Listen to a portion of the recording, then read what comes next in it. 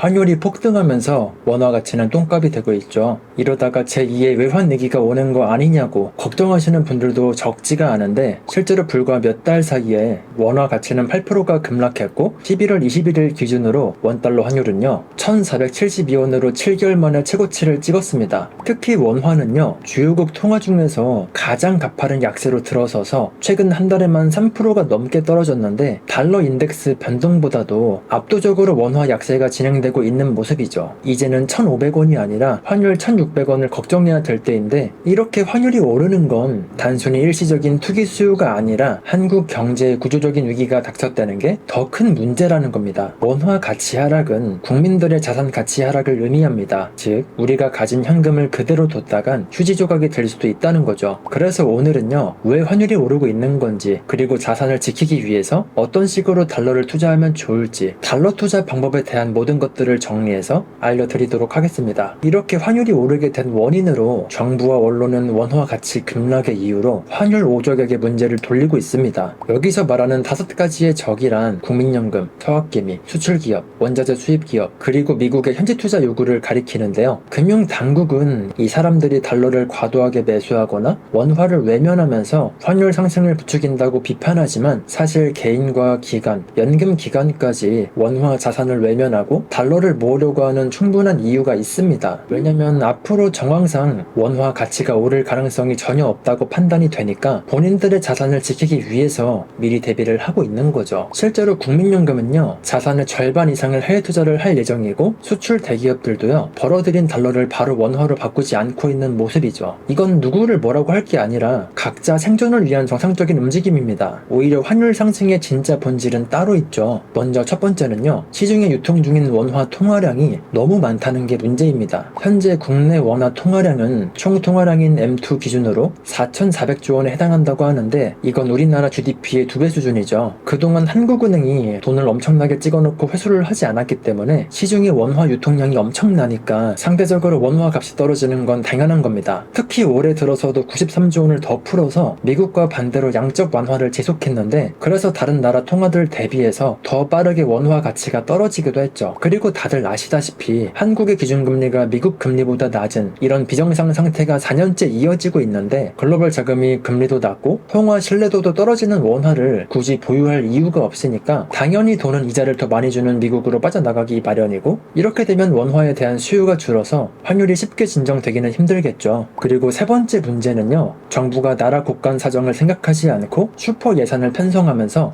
재정을 마구 풀고 있는 것도 문제입니다. 이미 경기 부양을 명목으로 13조 원 규모의 소비 쿠폰을 뿌리기도 했고, 그리고 내년에도 728조 원 규모의 사상 최대 예산을 책정하면서 부족한 자금 100조 원 가까이를 국채 발행으로 메울 예정이라고 하는데, 국채를 그렇게 남발하면 국가 부채가 늘어나게 되고 국가 신용도가 낮아지게 되면서 원화 약세를 더 부추기게 됩니다. 안 그래도 기획재정부 자체 전망으로도요, 2029년 국가 채무가 1789조 원, 한국 GDP 대비해서 58%까지 급증할 거라고 하죠. 이렇게 나라 국간이 비어가는 소리가 들리는데, 외국인 투자자가 원화를 믿고 들고 있을 리가 없습니다. 이외에도 국내 상황이 나쁜 것도 한 몫을 하고 있는데, 국내에서 기업하기 힘든 환경과 각종 규제들로 인해서 원화 약세가 가속화가 되고 있고, 그리고 구조적으로 봤을 때도요, 고령화와 저출산이 심각해지면서 한국 경제는 저성장이 이제 확실하게 고착화가 되어 가는 것도 문제입니다. 나라 경제 성장 동력이 꺼져가니까 그럼 그게 자연스럽게 원화 가치 하락으로 이어지게 되는 거죠. 수출 증가세가 둔화되고 내수도 위축되고 인구 감소로 일할 사람도 줄어들게 되면요, 그만큼 원화가 시장에서 돌지 않게 되고 원화의 수요보다 공급이 훨씬 더 많게 되면요, 환율은 계속해서 오르게 될 수밖에 없습니다. 만약에 이런 것들이 개선되지 않고 계속해서 누적이 된다면 진짜 최악의 경우에는 제2의 IMF가 올 수도 있다는 게 전혀 과장이 아닌 현실이 될 수도 있는 건데, 그래서 제가 늘 말하는 게 최선을 기대하되 최악을 대비해야 된다는 겁니다. 돈은 아주 정직합니다. 한국의 미래가 없고 원화 가치가 계속해서 떨어질 거라고 판단이 되면요, 국내에서 자본은 유출되고 해외로 유치가 되겠죠. 그래서 개인들도 알아서 되겠지라고 생각 없이 가만히 있는 게 아니라 각자 생존할 방법을 찾아야 되는 건데, 환율이 잡히지 않고 빠르게 오르는 시점에서 많은 분들이 생각하시는 게 바로 달러 투자잖아요. 하지만 달러 투자라고 해서요, 단순하게 달러만 들고 있는 게 달러 투자가 아니라 진짜 다양한 방법으로 투자할 수 있거든요. 어떤 방법을 쓰냐에 따라서 수익률도 달라지고 장점과 단점이 있으니까 본인의 자산 규모나 성향에 맞춰서 적절한 방법을 선택해보시면 좋을 것 같아요. 우선 첫 번째는요, 달러 달러를 은행 계좌가 아니라 달러 현금으로 보유하고 있는 방법입니다. 달러 현금은 어디서 구하나요? 요즘은 은행 앱으로도 간편하게 환전 신청을 할 수 있죠. 은행 앱의 환전 메뉴에서 원화를 달러로 환전하면 되는데 이때는 일반 환율이 아니라 현찰 살 때 환율이 적용됩니다. 원하는 금액과 지폐 단위를 지정하면 영업점에 실물을 준비해 놓는데 예약한 영업일에 신분증을 들고 가서 달러 지폐를 찾아오면 됩니다. 대신 받은 달러는 직접 보관해야 되는데 소액이라면 집 금고나 숨겨둔 장소에 따로 보관을 하고 만약에 고액이라면요 은행에다가 안전 금고를 임차하거나 장소를 여러 가지로 분산해서 보관하는 방법도 있죠. 달러를 현금으로 보유하게 되면요 환율 상승에 따른 환차익이 사실상 유일하게 이익을 낼 수 있는 방법입니다. 참고로 달러 현금의 환차익은요 세금이 따로 부과되지 않는데 개인이 단순 보유한 외화의 가치 상승은 소득세 과세 대상이 아니기 때문에 달러를 지폐로 가지고 있다가 원화로 바꿔서 생긴 차익은 비과세라고 보시면 됩니다. 대신 단점은요 달러라고 해서 무조건 안전한 자산이 아니라 인플레이션에 취약하다는 단점이 있죠. 원화 가치가 하락을 한다고 해서 달러의 가치가 올라가고 있는 게 아니라 상대적으로 원화보다 가치가 덜 떨어지는 거기 때문에 달러를 가만히 현금으로 들고 있으면 이자도 전혀 받을 수가 없어서 인플레이션에 취약하다는 단점이 있죠. 그래서 달러 현금은요 많은 금액을 보유하거나 장기적으로 보유하기보다는 진짜 경제 위기를 대비용으로 들고 있는 게 좋은데 그래서 소액이나 단기간 보유하는 쪽으로 접근하는 게 좋습니다. 예를 들면 전쟁이나 금융위기가 오게 되면요 은행 시스템이 마비가 되거나 심할 경우에는 달러 수요를 금지하게 하기도 하는데 이럴 땐 달러를 현금으로 들고 있으면 안전하게 생존이 가능하겠죠. 하지만 전체 포트폴리오에서 현금 비중이 너무 커지게 되면요 기회비용 손실이 크고 물가 상승 위험에 노출이 되니까 그래서 달러를 현금으로 가지고 있고 싶다면 일반적으로 총 자산의 5% 이내로 달러 현금으로 들고 가는 전략이 좋습니다. 그리고 두 번째는요 달러 예적금 방법입니다. 시중은행의 달러 예금 통장을 개설해서 달러를 맡겨두는 방식이죠. 구조적으로 보면 우리가 은행에 달러를 맡기면 은행은 그 돈을 운용하고 우리에겐 원리금 상환 의무를 지는 구조인데 은행은 달러를 활용해서 대출이나 투자로 수익을 내고 일부를 예금 이자로 지급합니다. 예금자 보험 한도는 원화 예금과 합산해서 1억 원까지 보장이 되지만 달러 예금도 보호 대상에 해당되죠. 달러 예금 통장을 만드는 방법도 아주 간단합니다. 은행 앱에서 외화 입출금 계좌를 개설하고 비대면으로 신분증 인증을 통해서 아주 쉽게 만들 수가 있는데요. 그 다음에 원화를 해당 계좌에 입금하고 앱에서 외화 매수 메뉴를 통해서 환전하면 잔액이 달러로 표시가 되는 방식이에요. 이렇게 하면 수시로 입출금이 되는 외화 입출금 통장에 달러를 넣어둔 상태가 됩니다. 달러 예금 통장의 장점은요 우선 달러 현금과 다르게 이자 수익을 낼 수 있다는 겁니다. 최근 시중은행 달러 예금 금리를 보면요 연 3% 수준으로 이자를 주고 있는데 2%대 원화 예금 금리보다 높아서 확실히 금리 메리트도 있죠. 대신 이자는 원화 예금과 마찬가지로 15.4% 이자 소득세가 부과되고 당연히 무조건 장점만 있는 건 아니죠. 만약에 환율이 하락하게 되면요 환차손이 생길 가능성도 있고 그리고 은행별로 환전 수수료가 따로 있는데 환전할 때 매매 기준율 대비해서 보통 1달러당 1.75원 내외로 스프레드를 붙입니다. 어쨌든 달러 예금 통장은요 원금 손실은 싫고 헌테크를 하더라도 안정적으로 하고 싶으신 분들에게 추천드리는 방법입니다. 그리고 세 번째 방법은요 달러를 이용해서 미국 주식에 직접 투자하는 방법입니다. 즉 달러를 이용해서 애플이나 테슬라 같은 미국 기업의 지분 일부를 사는 방법이죠. 수익 구조는 세 가지로 결합됩니다. 기업 주가 상승에 따른 차익과 배당 수익 그리고 환율 상승에 따른 환차익까지 세 가지를 얻을 수 있는 방법이죠. 예를 들어서 애플에 투자를 했는데 주가가 10% 올랐다면 달러 기준으로 10% 수익이지만 만약에 같은 기간 동안 원화가 달러 대비해서 10% 약세였다면 원화 기준으로는 약 20% 수익이 되는 방식입니다. 미국 주식에 투자하는 방법도 아주 간단하죠. 국내 증권사에서 해외 주식 계좌를 개설하면 되는데 비대면 계좌 개설 앱으로도 아주 손쉽게 개설이 가능하죠. 보통 구글이나 테슬라처럼 한 주당 가격이 비싼 경우에는요 소수점 거래로 쪼개서 만원, 몇천원 단위로도 매수가 가능하니까 꾸준히 적립식으로 투자하기에도 아주 좋습니다. 특히 미국 주식은요 전 세계 투자자들이 참여하는 만큼 개별 기업 이슈 외에도 거시경제 변수에 상당히 민감한데 단기적으로는 실적 서프라이즈나 신제품 발표, 규제 완화 같은 모멘텀에 주가가 가파르게 오르기도 하고 장기적으로는 산업 통장이나 시장 점유율 확대에 따라서 기업 가치가 상승하기도 하죠. 그리고 코카콜라나 P&G 같은 이런 미국 기업들은요 매달 배당을 주거나 분기마다 배당을 주는 곳들이 많아서 꾸준히 달러 배당금이 계좌에 들어오는 것도 장점입니다. 이 배당금으로 추가 주식을 매수해서 재투자하면 복리 효과도 볼 수가 있겠죠. 그리고 미국 주식 개별 투자의 단점은요 기업 고유 리스크가 있습니다. 회계 부정이나 각종 악재로 주가가 급락하거나 심하면 상장 폐지 위험도 있고요. 그리고 변동성이 상당히 커서 주가가 반토막 80%씩 폭락하기도 하죠. 그리고 세금 면에서도 단점이 있습니다. 미국 주식 매도 차익은요 연 250만원까지 비과세 공제를 하고 그 이상 이상 초과분에 대해서는 22% 양도소득세를 내게 되는데요. 예를 들어서 한 해 동안 1000만원 수익을 내게 되면요, 250만원에 대한 금액은 비과세 공제가 되고 나머지 750만원에 대한 금액만 22% 세금을 내게 돼서 총 165만원 세금을 내게 되는 구조입니다. 그래서 미국 주식 투자를 하면 무조건 수익만 생각할 게 아니라 세금이나 환율, 거시경제 상황, 개별 기업 리스크까지 체크를 해야 되기 때문에 초보분들에겐 그렇게 추천하지 않고, 굳이 해야겠다면 엔비디아나 메타, 구글 같은 우량주를 꾸준히 모아가는 전략까지는 괜찮은 것 같아요. 그리고 네 번째 투자 방법은요, 국내 상장 미국 ETF에 투자하는 방법입니다. 한국 증권시장에 상장된 ETF 중에서 미국 주식이나 지수를 추종하는 상품에 투자하는 방법이죠. 예를 들어서 타이거 미국 S&P 500, 코덱스 미국 나스닥 100 같은 ETF들이 있는데, 겉으로 보기에는 원화로 거래되는 한국 ETF 같지만 그 안에 담겨있는 것들은 미국 S&P 500 지수나 나스닥 100 지수를 추종하는 엄연한 미국 자산들이고요. 국내 운용사가 미국 현지의 ETF나 선물을 매매해서 지수 수익률을 따라가도록 설계해놓은 구조입니다. 아무래도 국내에 상장한 미국 ETF이기 때문에 원화로 거래가 가능하다는 장점이 있지만, 반대로 원화 가치가 하락하면 그만큼 손해를 보는 거 아닌가? 그런 생각이 드실 거예요. 그래서 모르시는 분들을 위해서 간략하게 설명을 드리자면요, 국내에 상장이 되어 있다고 해서 무조건 원화에 연동되는 게 아니라, 국내에 상장이 되어 있더라도 어떤 ETF에 투자하는지에 따라서 원화에 연동이 되는지 달러에 연동이 되는지 달라지게 됩니다. 일반적으로 환노출형 ETF와 환해지형 ETF로 나뉘게 되죠. 국내 상장 미국 ETF 중에서도요, 이름에 H가 안 들어가는 상품들이 환율 변동에 노출이 된 상품들이죠. 달러 자산을 그대로 환율에 노출시키는 구조라서 환율이 오르게 되면 달러 강세 효과만큼 ETF 가격도 추가로 올라가고, 반대로 환율이 떨어지게 되면요, 달러로 수익이 나더라도 원화 환산 수익률이 깎이는 환차손이 생기게 됩니다. 그리고 이름에 H가 들어가는 환해지형 국내 상장 미국 ETF는요, 환율이 오르든 내리든 고정이 되어 있기 때문에 만약에 원화 가치가 하락할 거라고 생각이 된다면 이름에 H가 들어가는 환해지형 국내 상장 미국 ETF는 거르는 게 맞겠죠. 어쨌든 국내 상장 미국 ETF에 투자하는 건요, 국내 주식 계좌가 있으면 별도 환전 없이 원화로 바로 살 수 있다는 게 장점입니다. 일반 주식을 사는 것처럼 증권앱에서 ETF를 검색하고 매수하면 되는데, 최소 거래 단위도 한 주 단위로 거래가 가능하고, 그리고 몇만원 정도로 아주 저렴하게 우량한 ETF에 투자할 수 있다는 장점이 있죠. 그래서 국내 상장 미국 ETF 같은 경우에는요, 해외 주식 투자는 번거롭고 부담이 되는 분들에게 나쁘지 않습니다. 왜냐면 굳이 해외 계좌 개설이나 환전, 복잡한 세금 계산을 하지 않아도 원화로 간편하게 미국 지수에 투자할 수 있으니까요. 그리고 연금저축 펀드나 ISA 계좌 같은 혜택을 활용하고 싶은데 국내 주식들보단 미국 ETF에 투자하고 싶은 분들에게 좋은 선택지가 되기도 하죠. 그리고 이어서 다섯 번째 투자 방법은요, 미국 상장 미국 ETF에 직접 투자하는 방법입니다. 국내 증권사를 통해서 달러를 직접 환전하고 미국에 상장된 미국 ETF에 직접 투자를 하는 거죠. 예를 들어서 스파이나 QQQ, 슈드 같은 유명한 ETF가 있죠. 세계 최대 운용사인 블랙록, 뱅가드 같은 거대 운용사들이 운용하고 있고요. 우리가 잘 아는 지수나 섹터를 추종하도록 설계가 되어 있습니다. 수익 구조도 국내 상장 미국 ETF랑 비슷합니다. ETF가 추종하는 지수나 자산의 상승분과 환차익으로 수익이 나고, 배당 ETF 같은 경우에는요, 배당까지 추가로 수익이 나는 구조죠. 이렇게 보면요, 국내 상장 미국 ETF와 거의 동일한데 굳이 미국 현지 ETF로 할 이유는 몇 가지 장점 때문이죠. 첫 번째는요, 더 다양한 상품 선택이 가능하다는 겁니다. 국내에 없는 테마나 섹터 ETF, 채권 ETF, 원자재 ETF 같은 선택지가 아주 넓고요. 그리고 두 번째는요, 세금 측면에서 봤을 때 많은 돈을 굴리는 사람한테 더 유리할 수 있습니다. 아까도 말씀을 드렸지만 미국 ETF 매도 차익은요, 해외 주식으로 분류가 돼서 250만원 기본 공제 후에 나머지 수익금은 22% 양도세를 분리과세로 내면 끝인데, 국내 상장 미국 ETF 같은 경우에는요, 수익을 내게 되면 양도세가 아니라 배당소득으로 잡혀서 금융소득이 2천만원이 넘는 분들은 종합소득세 최고세율까지도 갈 수 있죠. 그래서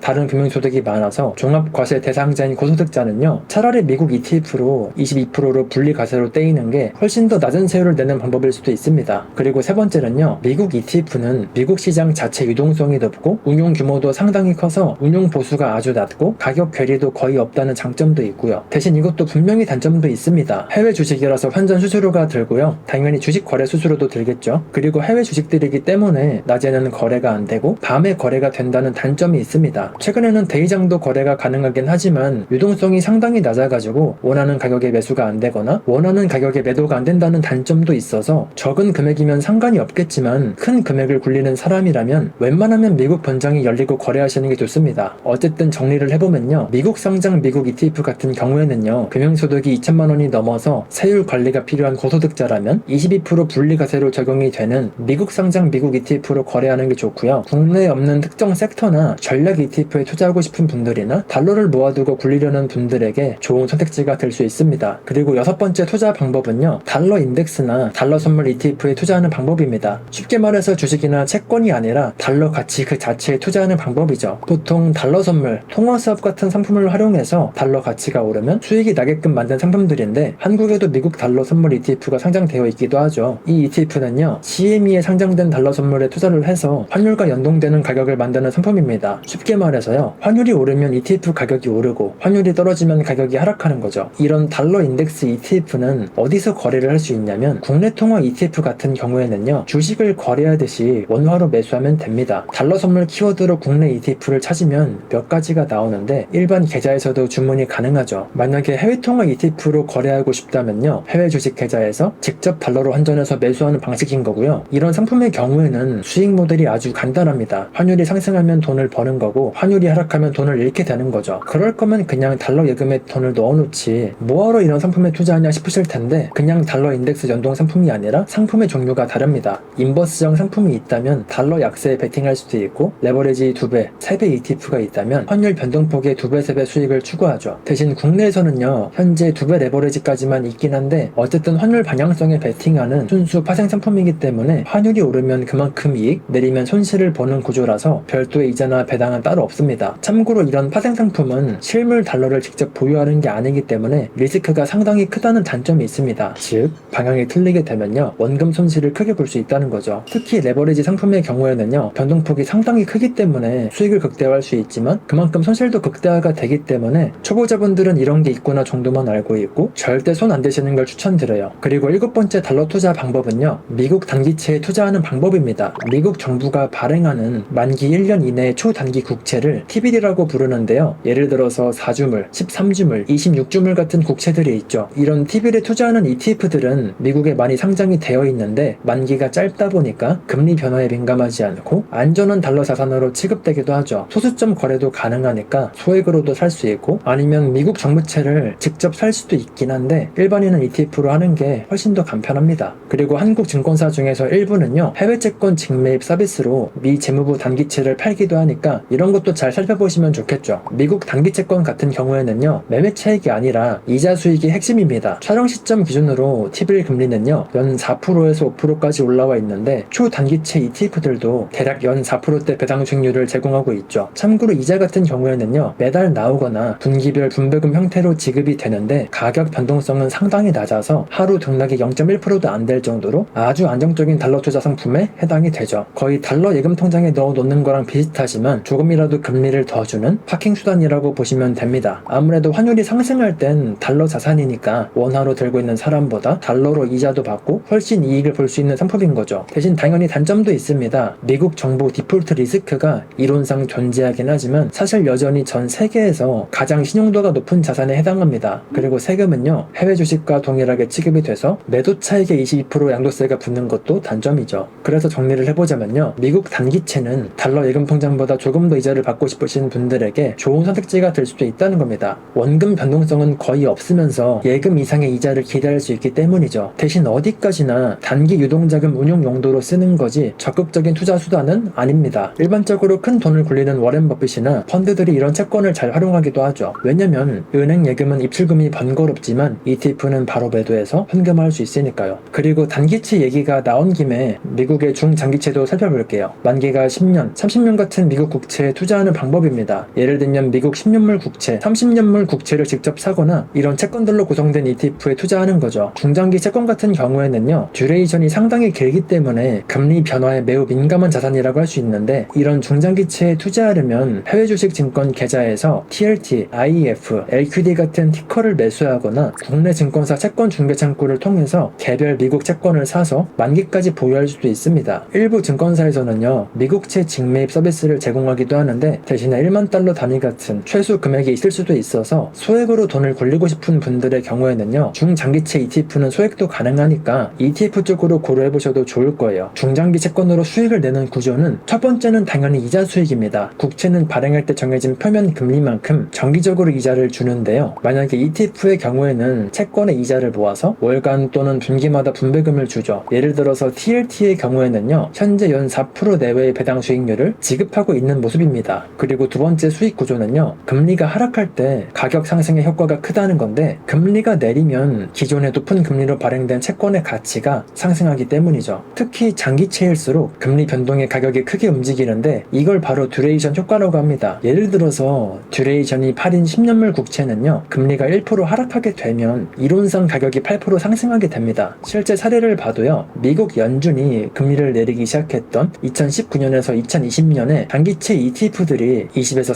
30% 가까이 급등했던 적도 있었는데, 반대로 금리가 급등한 2022년에서 2023년에는 폭락했던 사례도 있었죠. 그리고 세 번째는요, 환율 상승에 따른 환차익도 있다는 겁니다. 그래서 이런 장기 채권 같은 경우에는요, 평소에 거시경제 흐름에 관심이 많은 사람에게 딱 맞는 상품이라고 할 수 있어요. 예를 들어서 이제 금리 인하를 앞두고 있는 시점이니까 연준이 금리 인하를 내년에 몇 번 이상 할 것 같다고 예상이 되면 미리 장기채를 매수를 해두고, 실제로 금리 인하를 하게 되면 비싸진 장기채를 매도하는 전략을 취하는 겁니다. 반대로 금리 추가 상승 위험이 있다고 보면 지금은 장기채를 매수할 이유가 없는 거고요. 그리고 9번째 달러 투자 방법은요, 미국 기업 회사채에 투자를 하는 겁니다. 즉 미국의 기업들이 발행하는 달러 표시 회사채에 투자를 하는 건데, 우량 기업의 투자 등급 채권부터 시작해서 신용 등급이 낮은 하이힐드 채권까지 아주 다양한 상품들이 있죠. 개별 회사채를 직접 살 수도 있고 회사채 ETF에 투자할 수도 있는데, 회사채의 원리는 국채 투자와 비슷하지만 발행 주체가 국가가 아니라 기업이라는 점에서 신용 위험이 더 높습니다. 대신 하이리스크 하이리턴이라는 말처럼 수익률은 더 높게 형성이 되죠. 회사채 투자 방법은요, 미국 국채와 비슷합니다. 해외 채권 매수를 지급하는 증권사를 통해서 특정 회사채를 매수한 다음에 만기 상환까지 보유할 수 있죠. 예를 들면 애플 5년 만기 채권 같은 걸 매수를 해서 5년간 보유하면서 이자를 받는 방식입니다. 방금도 말씀드렸다시피 일반적으로 회사채 금리는요, 동일 만기 국채보다 가산 금리가 붙어 있어서 이자가 더 높은 편인데, 미국 투자 등급 회사채 평균 금리는 5에서 6%대, 하이힐드 채권 같은 경우에는요 8에서 10%대까지 수익률이 올라가 있기도 합니다. 보통 경기 호황기엔 낮아지고 침체기엔 더 높아지는데, 그래서 리스크가 어느 정도 있지만 이자 수익만 놓고 보면요, 국채보단 매력이 있긴 합니다. 그렇지만 회사채의 치명적인 단점이 있죠. 바로 디폴트 위험입니다. 국채는 정부가 망하지 않는 한 어떻게든 돈을 받을 수가 있지만, 기업은 부도나게 되면요 원금 손실이 발생할 수밖에 없습니다. 그래서 회사채 같은 경우에는요, 국채보다 높은 수익을 추구하지만 주식보다는 덜 위험한 자산을 원하는 분들에게 좋은 상품이 될 수도 있겠죠. 대신 채권 투자라고 해서요 무조건 안전하지 않다는 건 꼭 기억하시고 하셔야 됩니다. 그리고 마지막 달러 투자 방법은요, 달러 저축 보험입니다. 즉 보험을 활용한 달러 투자 방법이죠. 요즘 은행만큼 보험사들도요 달러 자산 상품을 많이 내놨습니다. 달러 종신보험, 달러 연금보험, 달러 저축보험 같은 것들이 있는데, 공통적으로 매달 보험료를 납입하고 보험 만기 때나 해약을 하게 될 때 돈을 원화가 아니라 달러로 받는 상품이에요. 예를 들어서 매달 300달러씩 10년 동안 납입하면 20년 후부터 연금을 달러로 준다든지, 10년 후에 납입 원금과 이자를 달러로 돌려준다든지 하는 식이죠. 이런 달러 보험 같은 경우에는요, 시중 보험사에서 해당 상품에 가입하면 됩니다. 설계사를 통해서든 요즘은 온라인으로도 비교 가입이 가능하죠. 달러 보험 같은 경우에는요, 공시 이율 개념으로 적립금이 불어나는데, 예를 들면요, 현재 공시 이율이 연 3%대라면 사업비를 제외한 적립금에 매년 3% 복리가 적용되는 방식이죠. 이율은 시중 금리에 따라서 보험사가 따로 공시해주고요. 보통은 최저보증 이율을 둬서 시장 금리가 떨어지더라도 그 밑으로는 안 내려가게 설계하는 그런 상품들도 있기도 하죠. 그리고 달러 보험의 경우에는요, 세제 혜택도 큰 장점입니다. 10년 이상 유지하고 일정 조건을 충족하면요, 만기나 해지 시에 이자 소득에 세금이 거의 없거나 면제가 되는데, 달러 보험은요 이런 조건을 맞추기가 쉬운 편이라 고액 자산가들이 비과세 달러 자산으로 선호하는 경우도 있죠. 대신에 달러 보험이 대중적이지 않은 이유는 단점이 명확하게 있다는 게 문제입니다. 우선은 가장 큰 단점은 높은 사업비인데, 보험회사는 초기에 설계사 수당 같은 각종 비용을 떼고 남는 돈만 적립을 해주는데, 일반적으로 가입하고 3년 동안은 납입하는 금액의 상당 부분이 사업비로 빠져나간다고 보시면 됩니다. 그래서 초반 몇 년은 해지하면 원금의 50%밖에 못 돌려받게 되는데, 즉 복리로 운용이 되기까지 이런 사업비 허들을 먼저 넘어야 되는 거죠. 그래서 한번 가입을 하게 되면요, 강제로 3년 이상은 돈이 묶인다고 봐야 돼서 급하게 쓸 돈이 없는 분들만 가입하시는 게 좋아요. 그리고 두 번째 단점은요, 유동성 제약입니다. 보험 중도 해지 시에 손해가 크기 때문에 사실상 강제 저축이나 마찬가지입니다. 있습니다. 필요할 때 마음대로 인출하기 어렵고 환율 변동에 따라서 유연하게 대응하기도 힘들죠. 그리고 세 번째 단점은요, 구조가 복잡해서 듣기엔 좋아 보이지만 내부 수익률을 직접 계산을 해보면요, 체감 수익률이 공시 이율보다 훨씬 낮을 수도 있습니다. 사업비, 위험 보험료 차감을 감안해서 실제로 돌려받는 돈을 따져봐야 되죠. 게다가 환율 변동 위험은 보험사가 따로 지지 않기 때문에 만기 수령 시에 그 당시 환율 상황에 따라서 원화 환산액이 달라지는 것도 고려해 봐야 되죠. 지금은 환율이 높아서 달러를 모아야 된다고 생각하지만 강제로 10년 동안 달러에 투자를 해야 된다면 10년 뒤에 지금보다 환율이 올랐을지 내렸을지 그거는 신도 모르는 영역이잖아요. 그래서 환차익 목적이신 분들은요, 달러 보험으로 달러 투자를 하시는 건 웬만하면 안 하시는 걸 추천합니다. 이외에도 스테이블 코인을 이용해서 달러 투자를 하는 방법도 있는데 이건 제가 영상 만들어 둔 게 있으니까 그 영상 참고해 주셔도 좋고요. 나중에 또 스테이블 코인을 이용해서 달러 투자를 하는 법에 대해서 영상 만들어 볼 테니까 이쪽에 관심 있으신 분들은 지금 구독해 두시면 나중에 또 도움되는 정보를 알아가게 되실 겁니다. 오늘 이야기를 하다 보니까 말이 너무 길어졌는데, 환율이 오른다고 해서 무작정 달러만 들고 있는 것보단 달러를 이용해서 이자를 받거나 달러로 수익을 내는 게 훨씬 현명하게 달러 투자를 하는 방법이라는 걸 이야기를 하고 싶었습니다. 똑똑하게 달러를 굴려서 환차익도 얻고 투자 수익까지 올린다면 나중에 폭락한 원화 자산을 싸게 살 수 있는 기회도 가질 수가 있겠죠. 그래서 오늘 소개해드린 달러 투자 전략들은요, 각자 가지고 있는 장단점이 다르기 때문에 본인이 어떤 상황에 있고 어떤 성향을 가지고 있는지에 따라서 최적의 선택이 달라질 겁니다. 꼭 달러가 아니어도 좋으니까요. 국내 자산만 100% 가지고 있지 말고 달러, 주식, 부동산, 금같이 이런 다양한 자산들로 포트폴리오를 분산시켜두고 피땀 흘려서 번 돈들을 꼭 지켜내셨으면 좋겠습니다. 물론 환율과 투자에는요, 변동성이 늘 따르지만 준비된 자와 아닌 자의 격차는 갈수록 벌어지게 되겠죠. 하지만 행동하는 게 무섭다고 해서 그냥 가만히 있으면요, 그게 오히려 더 빠르게 가난해지는 거랑 다를 게 없습니다. 중앙은행과 정부가 내 자산을 지켜주지 않습니다. 오히려 잘못된 정책으로 원화의 가치가 더 빠르게 하락하게 될 수도 있죠. 여러분은 어떻게 대비하고 계신가요? 달러 투자 방법에 대해서 관심은 많았는데 나한테 맞는 게 어떤 건지, 그리고 달러를 이용한 투자 방법에는 도대체 어떤 게 있는 건지, 이런 게 궁금하셨던 분들에게 도움이 되셨길 바랍니다. 오늘 준비한 영상은 여기까지고요. 다음에도 도움이 되는 영상으로 찾아뵐게요. 영상이 도움이 되셨다면 구독과 좋아요, 댓글까지 부탁드리고요.